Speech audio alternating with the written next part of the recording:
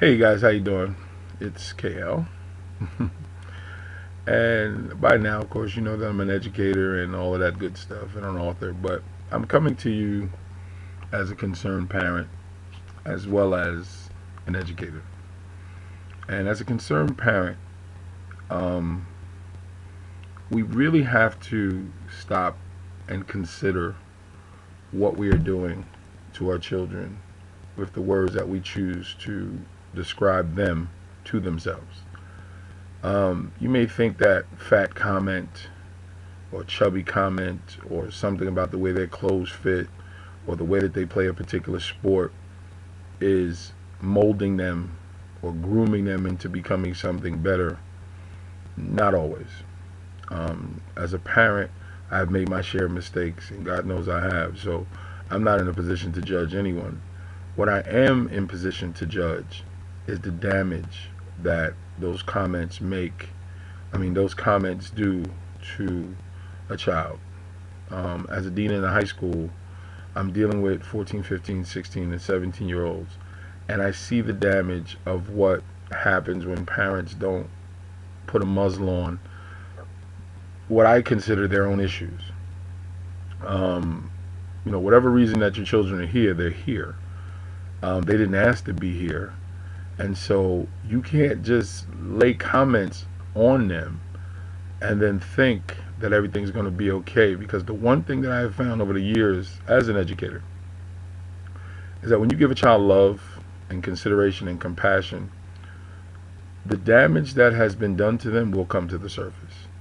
You will see the shyness, the recluseness. You will see all the things that has been done to a child slowly float to the surface. And it's not always pretty what comes out. As many of you have been reading on my Facebook page, I am trying to do some things for the young ladies in the school because I believe that their self-respect and their self-esteem is at all-time lows. And I've heard some things come out of these young ladies' mouths that it really hurts as a parent to think that your daughter is feeling this way about herself. And as a man, the sad part is I know that if these young ladies do not find a way to find themselves, there are predators, if they have not already had their way with them, are waiting. And I know for a fact that a few of my young ladies have made choices about themselves that they regret, and they're dealing with that also. So I just want to say, when I read a note from a 16-year-old young lady who feels that she has no place in the world and says that she's thought about ending it all simply because she doesn't believe that she's loved, there's something wrong. And in today's society, we see the damage that inappropriate behavior to someone, what it can push someone to. We see what the outcome of that is. So I am begging everyone watching this video, please stop and consider what you're saying to your own children. Consider what you're saying to someone else's children. Extend a helping and compassionate hand to someone's child or your own, and give them the love and affection that they deserve, because the damage is not always repairable. I believe that it is, but sometimes the children don't give us a chance to, and they'll make mistakes that makes the scars so deep that you may not be able to heal it in this lifetime, and then we have to leave it in the hands of the Lord. It's sad and it hurts, but I get up every morning, walk into school, and believe that I can make a difference. When I read the letters that I get and the young ladies are thanking me for being in their lives, I know I'm doing something, but I can't do this by myself. So I'm asking everyone, if you don't do nothing else but pray to the God that you believe in, to grant strength to all of us that are trying to do something for other people's children.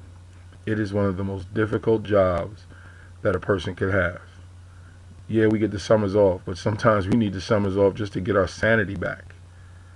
But every educator worth their grain of salt who walks into a classroom understands what they're walking into, and it hurts at the end of the day when you know you have to send some of these children back home to homes where there is no love. Now, I can't choose their parents and I can't replace their parents. God knows I wish I could, but I can't. And I have to believe that the Lord knows more than I do. Well, I know that He knows more than I do.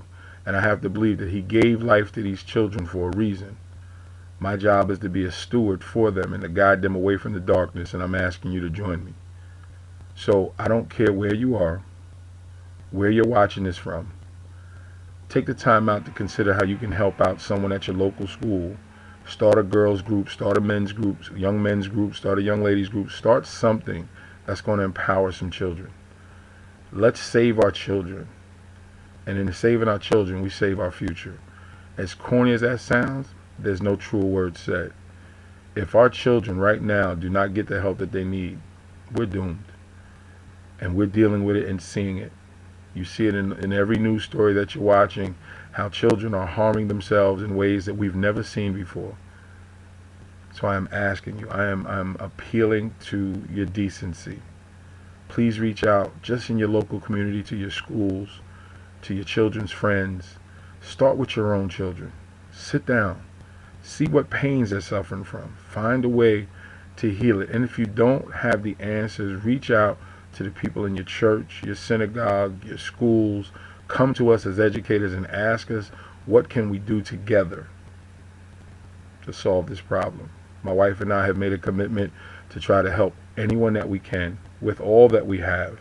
And we're going to do what we can. And I've already put the call out to some folks on Facebook.